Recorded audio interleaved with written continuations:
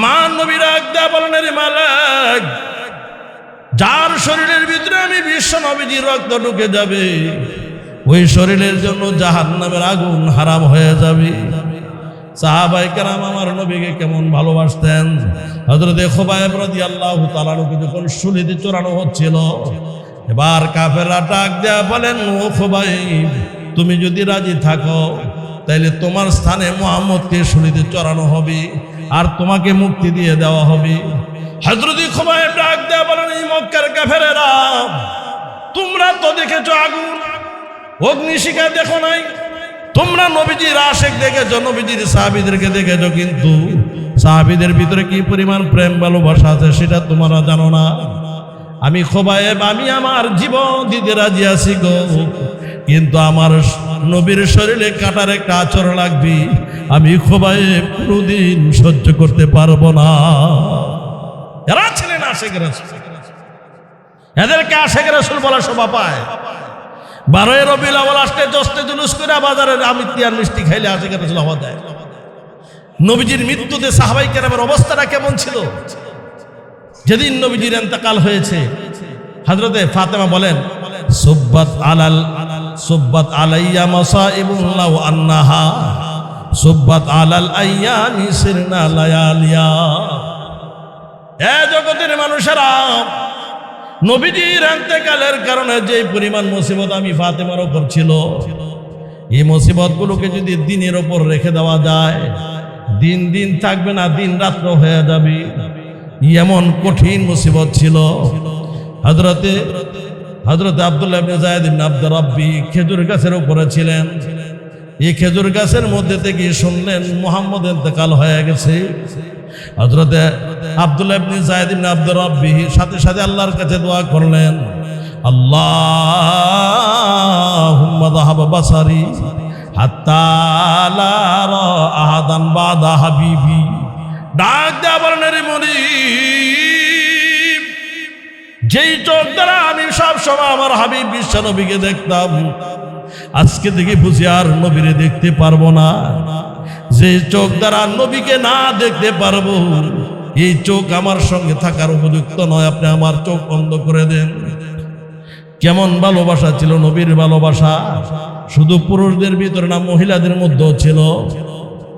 যখন উহুদের ময়দানে কতিলা মুহাম্মদ শয়তানি আওয়াজকে ছড়াইয়া দিল, মদিনার একজন আনসারী মহিলা দৌড়ায় আর উহুদের ময়দানের দিকে যায়। লোকেরা ডাক দেয়া বলেন, মহিলা গো, কেন তুমি দৌড়াদৌড়ি করছো? আমি শুনেছি নবী মুহাম্মদ ইন্তেকাল হয়ে গেছে। লোকেরা ডাক দেয়া বলেন, তুমি মুহাম্মদের খবর নিতে যাও, তোমার খবর আসেনি? তোমার বাবাও কিন্তু শাহাদাত বরণ করেছেন। আমি আমার বাবার সংবাদ পাইলাম, আমার নবীর খবর পাইলাম না। আরো সামনে গেলেন, লোকেরা ডাক দেয়া বলেন, মহিলা, তুমি তোমার নবীর খবর নেওয়ার জন্য পাগল পাড়া, তোমার খবর আসেনি? তোমার ভাই কিন্তু শাহাদাত বরণ করেছেন।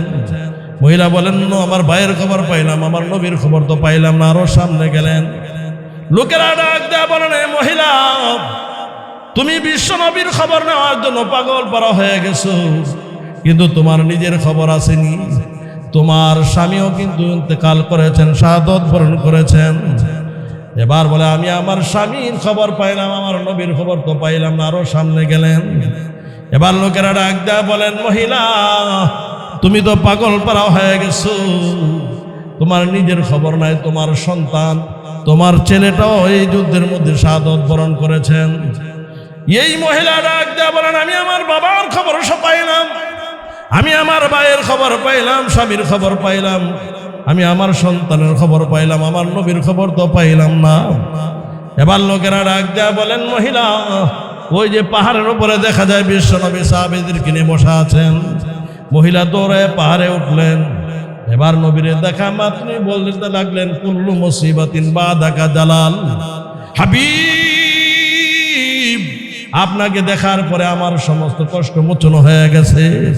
আমার বাবা নাই, আমার ভাই নাই, স্বামী নাই, সন্তান নাই, কিন্তু এই দুঃখ যা ছিল সব মোচন হয়ে গেছে। ওই মহিলা সাহাবিয়াদের ভিতরে কেমন ভালোবাসা ছিল! জোরে জোরে বলেন না সুবহানাল্লাহ।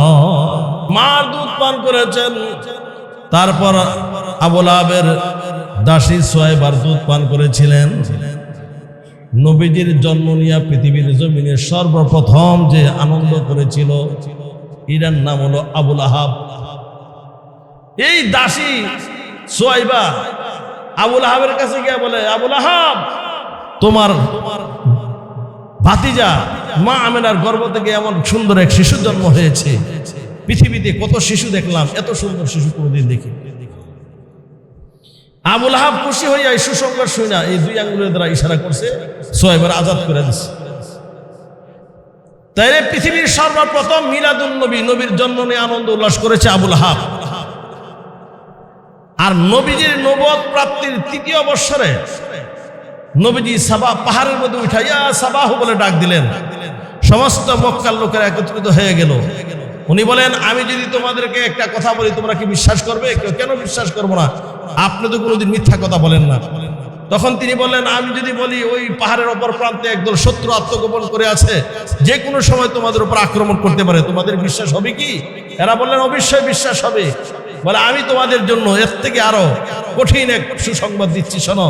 সেটা হলো, তোমরা যদি আমার আনিত কালিমাকে গ্রহণ করে নাও তাহলে তোমরা জান্নাত প্রবেশ করবে, আর না হয় তোমাদের জন্য জাহান্নামের আগুন অপেক্ষায় আছে। তখন সর্বপ্রথম এই কথাটাকে প্রত্যাখ্যান করেছে আবুল আহাব। তাব্বান লাকা লিহাদা জামাআতানা, এই জন্যই তুমি আমাদেরকে জমা করেছো। তাহলে আবুল আহাব নবীজির মিলাদ নিয়ে, অর্থাৎ নবীজির জন্ম নিয়ে আনন্দ উল্লাস করেছিল। আর যখন নবীজি নবুয়ত প্রাপ্ত হলেন, নবী যখন নবীজির আদর্শ গ্রহণ করার জন্য সিরাতুন নবীর দিকে যখন দাওয়াত দিলেন, তখন এই আবুল আহাবই সর্বপ্রথম নবীজির কথাটাকে প্রত্যাখ্যান করেছে।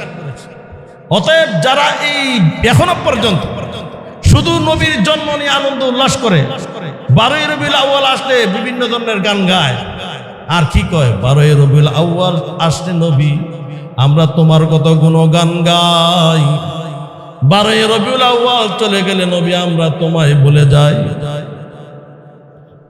মিলাদ পড়ি, কিয়াম করি, আরো কত জিলাপি খাই, 3.5 হাত বড়ির মধ্যে তাকাইলে নবীজির সুন্নতের লেশ মাত্র নাই। কথা ঠিক না ঠিক? এজন্য ভাইরা আমার, বন্ধুরা আমার, আসুন যারা শুধু নবীজির জন্ম নিয়ে আনন্দ উল্লাস করেছে, নবীজির জন্ম নিয়ে মিলাদ করে কিয়াম করে, কিন্তু নবীর আদর্শ মানে না, এরা হলো আবুল আহাবের দলের লোক। কারণ আবুল আহাব নবীজির জন্ম নিয়ে আনন্দ উল্লাস করেছিল, এমনকি আনন্দ উল্লাস করে তার দাসী সোহেবাকে আজাদ করে দিয়েছিল। আর যখন নবীজির আদর্শ মানার কথা বলা হয়েছিল, তখন আর আদর্শ মানতে রাজি না, আদর্শকে প্রত্যাখ্যান করেছি। অতএব যারা শুধু নবীজির মিলাদ পালন করে, নবীজির সিরাত মানে না, আদর্শ মানে না, এরা হলো আবুল আহাবের দলের লোক। কথা ঠিক না? এই জন্য আমরা বলি, আমরা নবীজির জন্ম বৃত্তান্ত আলোচনা করি, মিলাদ আলোচনা করি, আর নবীজির আদর্শ সিরাতকে আমরা আমাদের জীবনে বাস্তবায়ন। এই জন্য নবীজির জন্ম নিয়ে আনন্দ উল্লাস করার কিছুই নাই, কিছু আলোচনার বিষয় আছে, যেগুলো আমি আলোচনা করলাম নবীজির জন্মের আগে এবং জন্মের সময় যে ঘটনাগুলো ঘটছে, এই ঘটনাগুলোর দ্বারা আমাদের ঈমান বাড়ে, নবীর প্রতি প্রেম ভালোবাসা আরো বেড়ে যায়, এগুলো আলোচনা করা যায়, এটাকে বলা হয় মিলাদুন নবী। আর নবীর গোটা আদর্শ 40 বছর নবুয়ত প্রাপ্তির পরের থেকে বাকি 23 বছরের জীবনটাকে বলা হয় সিরাতুন নবী। তাইলে নবীজির গোটা জীবনটাকে আমরা প্রথমত 2 ভাগে বিভক্ত করি। একটা হলো কবলান নবুয়ত প্রাপ্তির আগের জীবন, 40 বছর জীবন, আর একটা বাদান নবুয়ত প্রাপ্তির পরের জীবন, 23 বছরের জীবন। নবুয়ত প্রাপ্তির পরে আবার জীবনটাকে 2 ভাগে বিভক্ত, 13 বছর মক্কাতে, 10 বছর মদিনাতে।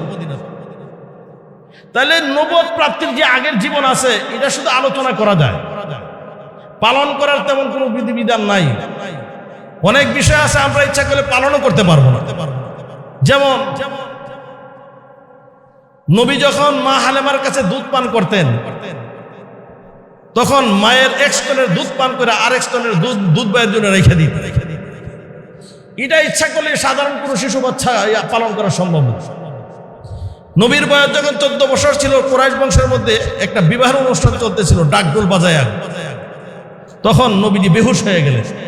যখন বিবাহ শাদীর এই কনফারেন্স শেষ, এই গান বাদ্য শেষ, তখন নবীজি আবার চেতনাবোধ ফিরে পেলেন।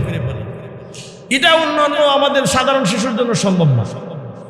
আবার কিছু কাজ আছে আমাদের দ্বারা সম্ভব, কিন্তু শরীয়ত পারমিশন দেয় না।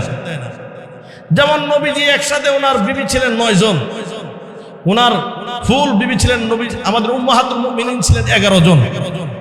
একসাথে নবীজির বিবি ছিলেন 9 জন। ইচ্ছা করলেই কোনো মুসলমান 9টা বিবাহ করতে পারবে না, কারণ এর জন্য বিধান আছে, ফানকিহু মা তাবা লাকুম মিনান নিসা মাসনা ওয়া সুলাসা ওয়া রুবা, 4টা পর্যন্ত অনুমতি আছে। তাহলে ইচ্ছা করলে, ক্ষমতা থাকলে 9টা করতে পারবে না। তাহলে নবীর জীবনের মধ্যে 40 বছরের আগের জীবনের মধ্যে এমন কিছু বিষয় আছে যেগুলো আমরা পালন করার ক্ষমতা থাকলেও পালন করতে পারবো না, শরীয়তে পারমিশন দেয় না। আবার এমন কিছু বিষয় আছে আমরা ইচ্ছা করলেই পালন করতে পারবো না। তাইলে শুধু এই 40 বছরের আগ পর্যন্ত জীবনটাকে শুধু আলোচনা করা যায়, এটাকে বলা হয় মিলাদুন নবী, নবীজির জীবন বৃত্তান্ত। এটা আলোচনা করলে বরকত হবে, এটা আলোচনার দ্বারা বরকত আসবে। আর নবুয়ত প্রাপ্তির পরের যে জীবনটা আছে, 13 বছর মক্কাতে আর 10 বছর মদিনাতে, এই 23 বছরের মধ্যে আল্লাহ রাব্বুল আলামিন 30 পারা কোরআন, 114টা সূরা, 6666টা আয়াত, কোন সূরা মক্কাতে, কোন আয়াত মক্কাতে বা মক্কার আশপাশ এলাকাতে, আবার কোন সূরা সফর পথে, কোন সূরা হজরে, কোন সূরা সফরে, কোন সূরা মদিনাতে বা মদিনার আশপাশ অঞ্চলে, এগুলো আস্তে আস্তে দীর্ঘ 23 বছরে নাজিল হয়েছে। এই 23 বছরের জীবনে কোরআনের ভিতরে মানুষের জন্য করণীয় বর্জনীয়, হালাল হারাম, মানুষের জন্য বিধিবিধান, নামাজ রোজা হজ যাকাত, তারপরে সুদ বর্জন করতে হবে, ঘুষ বর্জন করতে হবে, জিনা বর্জন করতে হবে, চোখের গুনাহ বর্জন করতে হবে, পর্দার বিধান, এই সবগুলো বিধান নাজিল হয়েছে এই বাকি 23 বছরে, 40 বছর পরের জীবন। তাইলে 40 বছরের পরের জীবন, যে 23 বছরের জীবন, মক্কি জীবন আর মদিনী জীবন, এই জীবনটাকে বলা হয় সিরাতুন নবী। আর 40 বছরের আগের জীবনটাকে বলা হয় মিলাদুন নবী। মিলাদুন নবী হলো আলোচনার বিষয়, আর সিরাতুন নবী হলো পালনের বিষয়। অতএব যারা বলে আমরা মিলাদুন নবী পালন করি, সিরাতুন নবী লাথি মারি, এরা হইলো আবুল আহাবের দলের লোক। কারণ আবুল আহাব মিলাদুন নবী পালন করছে আর সিরাতুন নবীকে প্রত্যাখ্যান করেছে। কথা ঠিক না বেঠে? আর আমরা বলি আমরা মিলাদুন নবী আলোচনা করি, সিরাতুন নবী আমরা জীবনে বাস্তবায়ন করি। ভাইরা আমার, এজন্য শুধু 12ই রবিউল আউয়াল আসলে নবীর শানে গান গাইলে, জশ্নে জুলুস করলে, আনন্দ উল্লাস করলে আশিকে রাসূল হওয়া যায় না। এই জশ্নে জুলুস আর আনন্দ মিছিল আর মিলাদ কিয়ামটা হয়েছিল নবীজিরও, এই নবীজির মানে নবীজির প্রায় হিজরতের, নবুয়ত প্রাপ্তির প্রায় 600 বছর পর। আচ্ছা বলেন দেখি, যদি মিলাদ করা, কিয়াম করা, জশ্নে জুলুস করা, এটা যদি সওয়াবের কাজ হইতো, নবীজি গোটা জীবনে একবার হলেও করতেন। কথা ঠিক না বেঠিক? আর সাহাবায়ে কেরাম করতেন, কারণ সাহাবায়ে কেরামের ভিতরে প্রেম ভালোবাসার অভাব ছিল না। তাবিঈন করতেন, আইএমএ মুস্তাহিদিন করতেন, ইমামরা, আমাদের 4 ইমামের ইমামরা করতেন, কিন্তু কোথাও কেউ করেননি এমন একটা কাজ, যে কাজটা নবীজি করেন নাই, সাহাবায়ে কেরাম করেন নাই। কোরআনে তার কোনো মানে করার কোনো নির্দেশ নাই, হাদিস শরীফে কোনো নির্দেশ পাওয়া যায় না।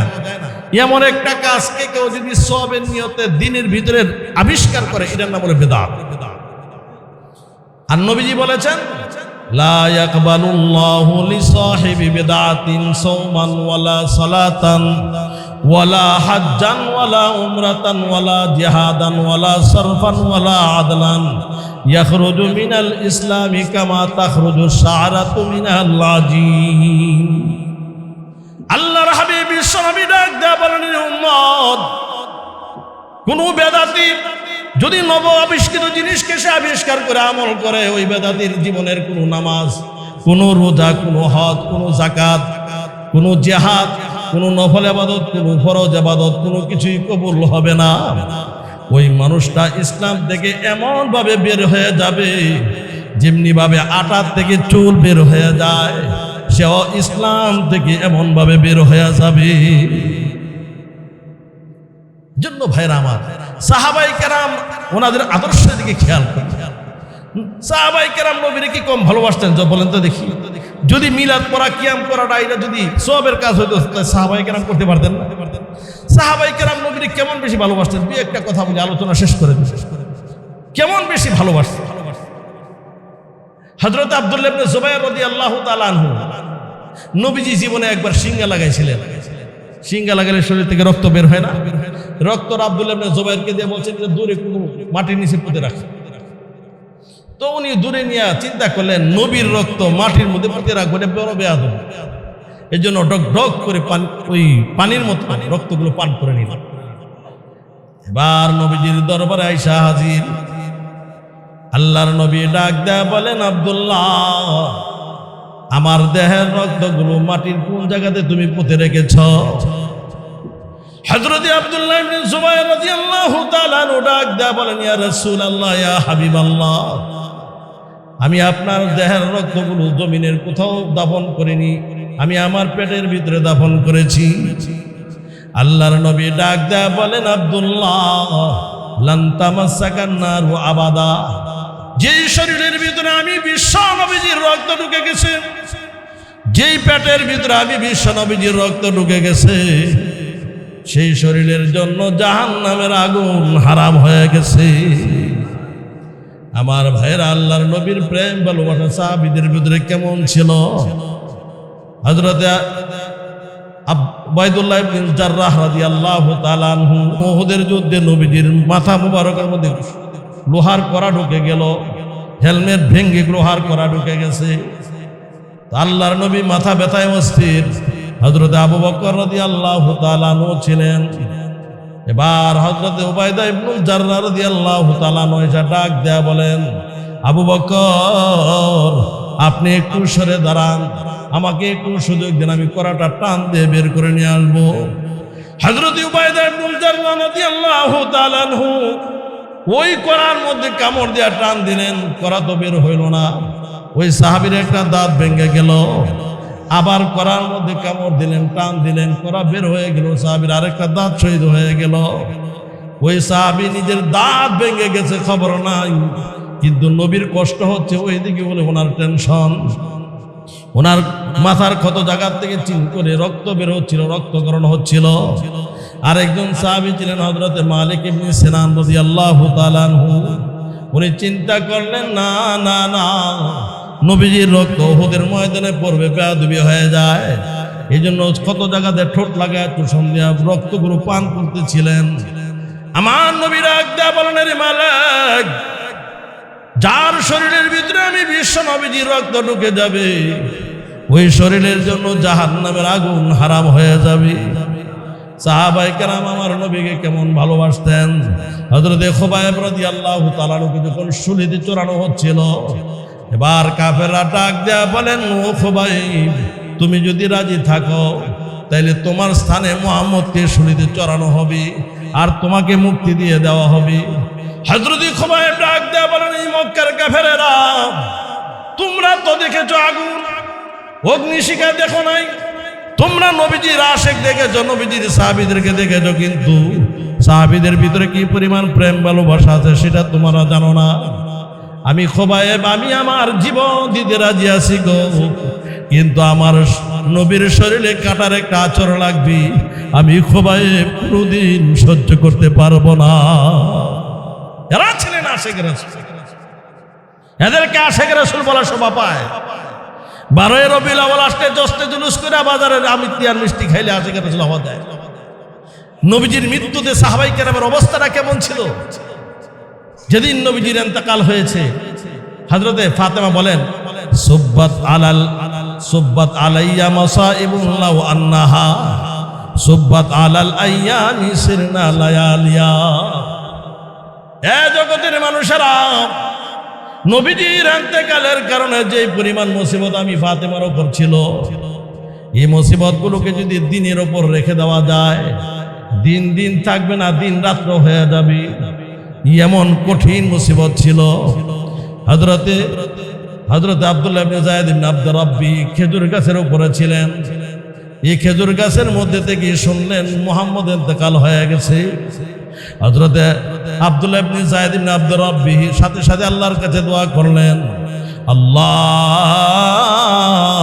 যাহাব বাসারি হাত্তা লা আরা আহাদান বাদা হাবিবি। ডাক দেয়া বলেন, রে মুনিব, যেই চোখ দ্বারা আমি সব সময় আমার হাবিব বিশ্ব নবীকে দেখতাম, আজকে থেকে বুঝি আর নবীরে দেখতে পারবো না।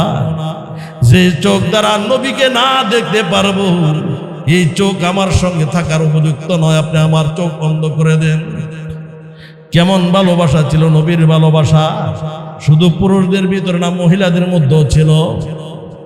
যখন উহুদের ময়দানে কতিলা মুহাম্মদ শয়তানি আওয়াজকে ছড়াইয়া দিল, মদিনার একজন আনসারী মহিলা দৌড়ায় আর উহুদের ময়দানের দিকে যায়। লোকেরা ডাক দেয়া বলেন, মহিলা গো, কেন তুমি দৌড়াদৌড়ি করছো? আমি শুনেছি নবী মুহাম্মদ ইন্তেকাল হয়ে গেছে। লোকেরা ডাক দেয়া বলেন, তুমি মুহাম্মদের খবর নিতে যাও, তোমার খবর আসেনি? তোমার বাবাও কিন্তু শাহাদাত বরণ করেছেন। আমি আমার বাবার সংবাদ পাইলাম, আমার নবীর খবর পাইলাম না। আরো সামনে গেলেন, লোকেরা ডাক দেয়া বলেন, মহিলা, তুমি তোমার নবীর খবর নেওয়ার জন্য পাগল পাড়া, তোমার খবর আসেনি? তোমার ভাই কিন্তু শাহাদাত বরণ করেছেন।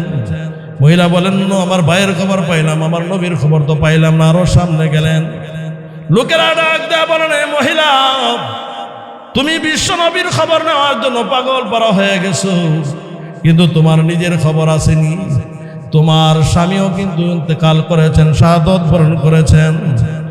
এবার বলে, আমি আমার স্বামীর খবর পাইলাম, আমার নবীর খবর তো পাইলাম না। আরো সামনে গেলেন, এবার লোকেরা ডাক দেয়া বলেন, মহিলা, তুমি তো পাগল পাড়া হয়ে গেছো, তোমার নিজের খবর নাই, তোমার সন্তান, তোমার ছেলেটাও এই যুদ্ধের মধ্যে শাহাদাত বরণ করেছেন। এই মহিলা ডাক দেয়া বলেন, আমি আমার বাবার খবর সব পাইলাম, আমি আমার ভাইয়ের খবর পাইলাম, স্বামীর খবর পাইলাম, আমি আমার সন্তানের খবর পাইলাম, আমার নবীর খবর তো পাইলাম না। এবার লোকেরা ডাক দেয়া বলেন, মহিলা, ওই যে পাহাড়ের উপরে দেখা যায় বিশ্ব নবী সাহাবীদেরকে নিয়ে বসা আছেন। মহিলা দৌড়ে পাহাড়ে উঠলেন। এবার নবীরে দেখা মাত্রই বলতে লাগলেন, কুল্লু মুসিবাতিন বাদাকা জালাল। হাবিব, আপনাকে দেখার পরে আমার সমস্ত কষ্ট মোচন হয়ে গেছে। আমার বাবা নাই, আমার ভাই নাই, স্বামী নাই, সন্তান নাই, কিন্তু এই দুঃখ যা ছিল সব মোচন হয়ে গেছে। ওই মহিলা সাহাবিয়াদের ভিতরে কেমন ভালোবাসা ছিল! জোরে জোরে বলেন না সুবহানাল্লাহ। এরা ছিলেন আশিকে রাসূল। নবীর ভালোবাসা, নবী যেটা পছন্দ করে সেটা আমি পছন্দ করতে হবে। নিজের জীবনের সবচেয়ে বেশি নবীরে ভালোবাসতে হবে। লা ইউমিনু আহাদুকুম হাত্তা আকুনা আহাব্বা ইলাইহি মিন ওয়ালিদিহি ওয়া ওয়ালাদিহি আন-নাসি আজমাইন।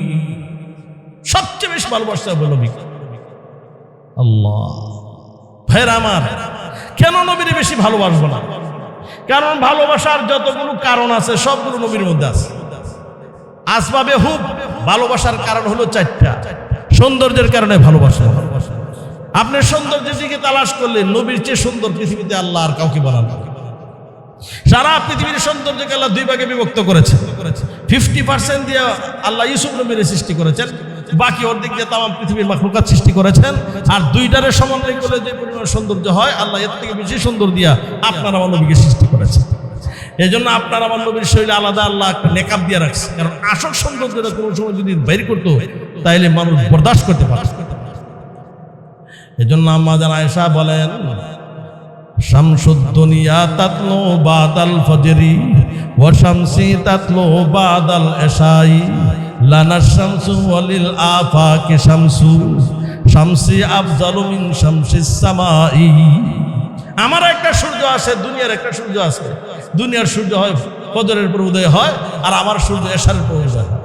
আমরা অনেক সময় শুয়ের কাজ করতে শুয়ে হারায় যাই, তো তালাশ করে পাইতাম না। নবীজি যখন ঘরে ঢুকতেন, নবীজির চেহারার ঝলকের দ্বারা হারানোর শুই খুঁজে পাইতেন। সুবহানাল্লাহ, আল্লাহু আকবার। এমনকি শুয়ের ছিদ্র দিয়ে আমরা শুধু ঢুকে যাব। নবী যখন ছোট ছিলেন, মা হালেমা আসছে ওনাকে নেওয়ার জন্য। মা হালেমা আরো 9 জন মহিলার সঙ্গে হয়ে আসলেন তায়েব থেকে। কিন্তু মা হালেমা যে গাদার উপরে সওয়ার ছিলেন, এটা ছিল দুর্বল গাদা। অন্যান্য মহিলাগুলো 3 জায়গাতে স্টপেজ দিল। এক পর্যায়ে ডাক দেয়া বলেন, আমি না, তোমার জন্য আর আমরা দেরি করে পারছি না, আবার তায়েফ ফিরতে হবে সন্ধ্যার আগে, আমরা চলে যাই, তুমি স্বাধীনভাবে আসো। এর আগে সুন্দর সুন্দর যুবক বাচ্চাগুলোকে তারা পছন্দ করে নিল। এখন শিশু মোহাম্মদ এতিম ছিলেন, ওনার ঘরে ওনার বাবা ছিল না, ওনার মা আমেনা, ওনার খাজা আব্দুল মুত্তালিব হলেন দাদা, এতিম বলে ওনাকে কেউ নেয় না। এবার চিন্তা করলেন হালেমা, যেহেতু আসলাম একেবারে খালি হাতে যাব না, এই এতিম বাচ্চাটা একটু দেখে নেই। মা আমেনার ঘরে ঢুকে ডাক দেয়া বলেন, আমেনা গু, তোমার বাচ্চারা একটু আমারে দেখাও না। মুখের মধ্যে চাদর ছিল, চাদরটা সরাইয়া দিছে, কেমন জানি চেহারার মধ্যে একটা ঝলক, মুখের মধ্যে একটা মুস্কি হাসি দেখে হালেমা মানে হৃদয়ে গলে গেছে, হালিমা হৃদয়ের ভিতরে ঢুকা গেছে। হালেমা সাদিয়া ডাক দেয়া বলেন, ও আমেনা, জীবনে কত শিশু বাচ্চা দেখলাম, তোমার এই শিশু মোহাম্মদের মতো এমন সুন্দর শিশু বাচ্চা আমার জীবনে কোনোদিন দেখিনি। এবার আমেনা ডাক দেয়া বলেন, হালেমা, তুমি তো তায়েবের কথা বলছো, আর আমি মক্কা নগরীর কথা বলি। এই শহরের মধ্যে কত মানুষ বেশি বসবাস করে, গ্রামের তুলনায় শহরে মানুষ বেশি, কিন্তু আমি আমার জীবনে কত শিশু বাচ্চা দেখলাম, আমার শিশু মোহাম্মদের মতো এমন সুন্দর বাচ্চা আমি আমার জীবনে কোনোদিন দেখি না। এই ঘটনা শুই না খাজা আব্দুল মুত্তালিব বলে, হালেমা, আমেনা, তোমরা তো তায়েফ আর মক্কার কথা বলতেছ, আমি তো শাম সিরিয়া সহ অনেক দেশ সফর করেছি, আমার জীবনে কত শিশু বাচ্চা দেখলাম, কিন্তু শিশু মোহাম্মদের মতো আমার নাতির মতো এত সুন্দর শিশু দেখি নাই। সুবহানাল্লাহ। কেমন জানি হযরত জিবরাইল আমিন হাজির হয়ে গেলেন। জিবরাইল ডাক দেয়া বলেন, ও খাজা আব্দুল মুত্তালিব, তুমি তো কয়েকটা দেশের কথা বলছো, আর আমি জিবরাইল দুইটা টানা দিয়া যখন আমি খুলে ডেকে ফেলি, সারা পৃথিবী ডেকে যায়, একটা সরিষার পরিমাণ জায়গার বাকি থাকে না রে। আমি জিবরাইল আমার জীবনে কত শিশু দেখলাম, কিন্তু শিশু মোহাম্মদের মতো এমন সুন্দর শিশু আমার জীবনে কোনোদিন দেখি না। এবার মহান আল্লাহ রাব্বুল আলামিন ডাক দেয়া বলেন, ও জিবরাইল, তুমি তো মাত্র পৃথিবীর কথা বলছো, আমি মহান আল্লাহ রাব্বুল আলামিন খালেক, তামাম পৃথিবী হলো মাখলুক, আমি জলভাগ সৃষ্টি করেছি, স্থলভাগ সৃষ্টি করেছি, জিন মানুষ সৃষ্টি করেছি, ফেরেশতা সৃষ্টি করেছি, তামাম 18,000 মাখলুকাত সৃষ্টি করেছি, কিন্তু আমি মহান আল্লাহ রাব্বুল আলামিন স্রষ্টা হইয়া সাক্ষ্য দিচ্ছি, আমার হাবিব মুহাম্মদের মতো এমন সুন্দর করে আমি আল্লাহ আর কাউকে বানাইছি না। আল্লাহ, সৌন্দর্যের দিকে লক্ষ্য করলে নবীকে ভালোবাসতে হয়, কামাল যোগ্যতার দিকে লক্ষ্য করলে নবীকে ভালোবাসতে হয়। নবীদের কেমন যোগ্যতা ছিল সবগুলো বলার সময় নাই। হযরতে সালমান ফার্সি, উনি একজনের গোলাম ছিলেন, তো ওই সালমান ফার্সি আজাদ হইতে চায়। নবীজি বলেন, আচ্ছা তোমার মালিককে ইহুদির জিজ্ঞাসা করো কি হইলে সে আজাদ। তো ইহুদির কাছে যাওয়ার পরে ইহুদি এমন একটা শর্ত দিছি, আমার একটা বাগানে 300 খেজুর চারা লাগাইতে হবে, লাগানোর সাথে সাথে খেজুর আসতে হবে, খেজুর পাকতে হবে, সাথে সাথে খাওয়ার উপযুক্ত হইতে হবে। আচ্ছা, এটা কি সম্ভব? এর অর্থ হইলো, অনেক সময় আমাদের বাংলা কথা কয় না, মা তোরে বেশ এমন দাম সামুদের কেউ না কিনতে। এর অর্থ হলো যেন এরকম শর্ত পুরা হবে না, তারা আজাদও করতাম না। নবীজির কাছে যখন গিয়া বললেন, নবীজি বলছে, যাও তাকে গিয়া বলো জায়গা রেডি করার জন্য। সুবহানাল্লাহ বলেন, জায়গা রেডি করার জন্য বলো। নবীজি খেজুর চারা কালেকশন করলেন সাহাবীদের কাছে, 300 চারা রওনা হয়ে গেছে। নবীজি নিজে লাগায়, সাহাবীরা গর্ত করে দেয়, লাগাইতে দেরি, খেজুর আসতে পাকতে দেরি নাই। 299টা চারা নবী নিজে লাগাইছেন, সবগুলোর মধ্যে লাগানোর সাথে সাথে খেজুর আসছে, খেজুর বাত্তি হয়েছে, পাকছে। একটা চারা সালমান ফার্সি লাগাইছে, এটার মধ্যে খেজুর আসে না। নবীজি বলেন, ও সালমান, এটা আমি নবীজির হাতের বরকত, আমি নবীজির মুজিজা, চারাটা উঠায় ফেলো, আমি নবী আবার লাগাবো। আল্লাহ নবী বিশ্ব নবী যখন ওই চারাটা লাগাইলেন, সঙ্গে সঙ্গে ওই চারার মধ্যে আবার খেজুর আসছে, সাথে সাথে পেকে গেছে। এবার ইহুদি বাধ্য হইয়া হযরতে সালমান ফার্সিকে আজাদ করে দিলে। নবীজির যোগ্যতা কি ছিল? আরে নবীজির নিজের মধ্যে যে যোগ্যতাগুলো ছিল, থুতুর মধ্যে যে যোগ্যতা ছিল, আমাদের জীবনের মানে এলেমের মধ্যে, জ্ঞানের মধ্যে সেই যোগ্যতা। নবীজির ছোট সময় একবার চোখ উঠছে, ছোট বাচ্চাদের চোখ উঠে না, যেহেতু রবিউল আউয়াল মাস, এই জন্য এই কথাগুলো বলতেছে। চোখ উঠার পরে দাদা খাজা আব্দুল মোতালেব ওই জামানার পাদ্রী ধর্মযাজকের কাছে নিয়ে গেছে। ধর্মযাজক তো দেখেই সিনালাইছে, ওনারা তো কি আসমানি কিতাব রিচার্জ করে। বলেন, খাজা আব্দুল মোতালেব, তুমি তোমার নাতি নিয়ে আসছো আমার কাছে চিকিৎসা করার জন্য, এই চিকিৎসা তো তোমার নাতির কাছে আছে।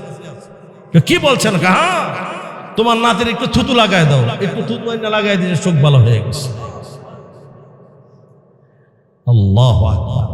সাহাবাই কেরামদেরকে নবীজি এক সফরে রওনা করছেন, এক জায়গাতে যাত্রা বিরতি করলেন, বলছেন এখানে পাশে একটা কূপ আছে, কূপ থেকে পানি উঠাও। সাহাবাই কেরামকে এক, হুজুর কূপের পানি নষ্ট, এই পানি উঠানো যাবে না, খাওয়া যাবে না, গোসল করা যাবে না, উযু করা যাবে না, পানি নষ্ট। নবীজি বলেন ঠিক আছে আমি যাই। নবীজি গেলেন, গিয়া ওই কূপের মধ্যে থুতু দিলেন, তো এখন পানি উঠাও। পানি উঠায় দেখে একেবারে পিওর পানি। নবীজি থুতুর বরকত। হযরতে জাবের রাদিয়াল্লাহু তাআলা আনহু ছোট্ট একটা বকরির বাচ্চা আর 3 থেকে 3.5 কেজি আটা, এটা দিয়া খন্দকের যুদ্ধের সাহাবীদেরকে দাওয়াত দিছিলেন। নবীজি বলছে সবাই যাবে, আমি যাব একজন 2-4 জন লইয়া, 2-4 জন লইয়া। এটা আমি নবীজির আদর্শ না, কয়েকজন খাবে আর কয়েকজন খাবে না, এটা আদর্শ না। সাহাবী যারা আছে সবাই যাবে। সাহাবীদের সংখ্যা ছিল 1000-এর ঊর্ধ্বে, কোনো বর্ণনা আছে 1500, কোনো বর্ণনা আছে 3,500।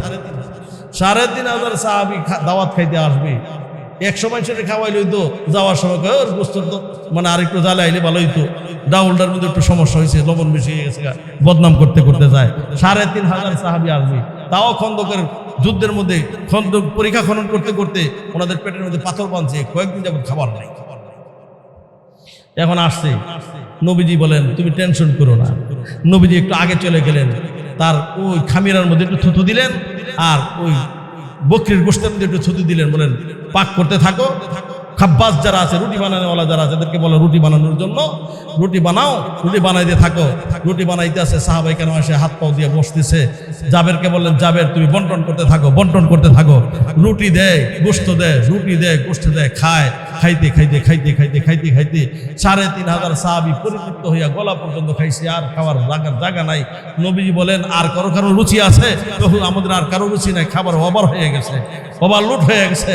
নবীজি বলেন ও জাবের আর কেউ বাকি আছে? বলে হুজুর আপনি ছাড়া আর আমি ছাড়া আর কেউ বাকি নাই, সবাই খেয়েছে। নবীজি বলেন জাবের দেখো ডেক্সির মধ্যে ডাকনা উঠে খাবার আছে নাকি। ডাকনা উঠায় দেখে যে পরিমাণ খাবার আগে ছিল এই পরিমাণ খাবার এখনো বিদ্যমান আছে। যেরকম না নবীজির থুতুর বল। তাহলে মানুষ যোগ্যতার কারণে মানুষকে ভালোবাসে। আরেকটা হলো নাওয়াল। নাওয়াল মানে হলো মানুষ সহযোগিতার কারণে, সাহায্যের কারণে, ইহসানের কারণে ভালোবাসে। নবী আমাদের উপর কি ইহসান করেছে! হায় হায়, তায়েফের ময়দানে, উহুদের ময়দানে নিজের উম্মতের জন্য জীবনের দান্দান মুবারক শহীদ করলেন, রক্ত ঝরাইয়া দিলেন। আবার কিয়ামতের ময়দানে আর আল্লাহর নবী, বিশ্ব নবী, সমস্ত নবীরা জান্নাতের গেটে জমা হবে, আর বিশ্ব নবী হাসরের ময়দানে এক দৌড় দিবেন জাহান্নামের কিনারায়, আরেক দৌড় দিবেন জান্নাতের কিনারায়, না জানি আমার একটা উম্মত জাহান্নামে চলে আসে। তাহলে কেমন ইহসান করেছেন উম্মতের জন্য। ইহসানের কারণে ভালোবাসতে হলে নবীকে ভালোবাসতে হয়, কথা ঠিক না ঠিক? আল্লাহ। 4 নাম্বার, মানুষ মানুষকে ভালোবাসে কারাবাত, ব্লাড কালেকশন থাকলে, যদি রক্তের সম্পর্ক থাকে তাহলে মানুষ মানুষকে ভালোবাসে। এই নবীর সাথে আমাদের রক্তের সম্পর্ক আছে। আর নবী ওয়া আউলা বিল মুমিনিনা মিন আনফুসিহিম। নবী হলেন আমাদের রুহানি পিতা, আমরা হইলাম নবীজির রুহানি সন্তান। তাহলে পিতার সাথে সন্তানের সাথে একটা সম্পর্ক আছে না নাই? এই সম্পর্কের কারণে যদি ভালোবাসতে হয় নবী কি ভালোবাসতে। আমার ভাইরা, আমার ভাইজানেরা, যুবক ভাইরা, এজন্য নবীর প্রেম ভালোবাসা হবে একমাত্র নবীর অনুসরণের দ্বারা। আল্লাহ বলেন কুল ইন কুনতুম তুহিব্বুনাল্লাহ ফাত্তাবিউনি। ও নবী আপনি বলে দেন তোমরা যদি আল্লাহকে ভালোবাসতে চাও তাহলে আমি নবীকে অনুসরণ করো। আমি অনুসরণের ভিতরে আল্লাহর ভালোবাসা পাইবা, তাইলে আল্লাহ তোমাকে ভালোবাসবে। ওয়া ইয়াগফির লাকুম যুনুবাকুম, আল্লাহ তোমাদের গুনাহ মার্জনা করে দিবেন। ওয়াল্লাহু গফুরুর রহিম, আল্লাহ ক্ষমাশীল দয়াশীল। লাকাদ কানা লাকুম ফি রাসূলিল্লাহি উসওয়াতুন হাসানা। আল্লাহ রাব্বুল আলামিন ডাক দেয়া বলেন এই দুনিয়ার মানুষ, তোমাদের জন্য তোমাদের রাসূলের মধ্যে উত্তম আদর্শ রয়েছে। এই জন্য নবীর আদর্শকে গ্রহণ করো ভাইরা আমার। নবীর ভালোবাসার লক্ষণ হলো নবীর অনুসরণ করা, নবীর সুন্নতের অনুসরণ করা, নবীর আদর্শের অনুসরণ করা হলো নবীর ভালোবাসা। কথা ঠিক না ঠিক? এখন তার নবী নাই, এখন নবীর ভালোবাসা মানে নবীর সুন্নতকে ভালোবাসা। এখন নবী নাই, নবীর ভালোবাসার লক্ষণ হলো ওয়ারাসাতুল আম্বিয়া, নবীর ওয়ারিস যারা তাদেরকে ভালোবাসে। এখন নবীর ভালোবাসার লক্ষণ হলো নবীর সুন্নতের উপর আমল করা। নকশে কদম নবী কি হায় জান্নাত কি রাস্তি, আল্লাহ সে মিলাতি হায় সুন্নত কি রাস্তি। আহা, সুন্নত মানুষকে আল্লাহ পর্যন্ত পৌঁছায় দেয়।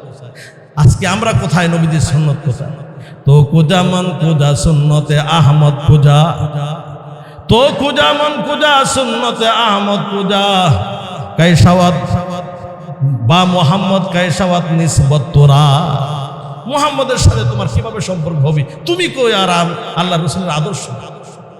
তাসির রাসূল ওয়া আনতা তুযহিরু হুব্বাহু ওয়া হাদা লা আমরি ফিল ফিআলি লাবদিউ, ইন কানা হুব্বুকা সাদিকান লা তাতাহু, ইন্নাল মুহিব্বা লিমান ইউহিব্বু মুতিউ।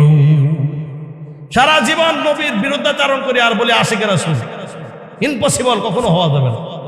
দুনিয়ার রীতিনীতি হলো যে যাকে ভালোবাসে সে তার অনুসরণ করে। আমুরু আলা দিয়ারে দিয়ারে লাইলা ওকাব্বিলু জাল জিদারি জাল জিদার, মা হুব্বু দিয়ারি শাগাফনা কলবি ওয়ালাকিন মান সাকানাত দিয়ারা। মজনু যখন লাইলা শহর দিয়ে যাইতো ওয়ালের মধ্যে শুনান, লোকেরা বলে পাগল হয়ে গেল, এই ওয়ালের প্রতি তোমার ভালোবাসা জন্মে গেল, এই ওয়ালের ভালোবাসায় তোমাকে মুগ্ধ করে ফেললো। বলছে না না না, ওয়ালের কারণে না, বিল্ডিং এর কারণে না, কারণ এখানে আমার প্রেমাস্পদ লাইলা বসবাস করে। এই লাইলার ভালোবাসার কারণে এই লাইলা শহরের সবকিছু আমার কাছে প্রিয় হয়ে গেছে। সুবহানাল্লাহ। এ ভাইয়ের আমার আলোচনা শেষ, সবকিছু আমার কাছে প্রিয় হয়ে গেছে। এই জন্য কবি বলেন, পায়ে সাকবো সিদা মজনু খলক গুফতান ইচে বুত, পায়ে সাকবো সিদা মজনু খলক গুফতান ইচে বুত, গুফতে ইসাক গাবো গাহে কোহে লাইলা রফতাবু।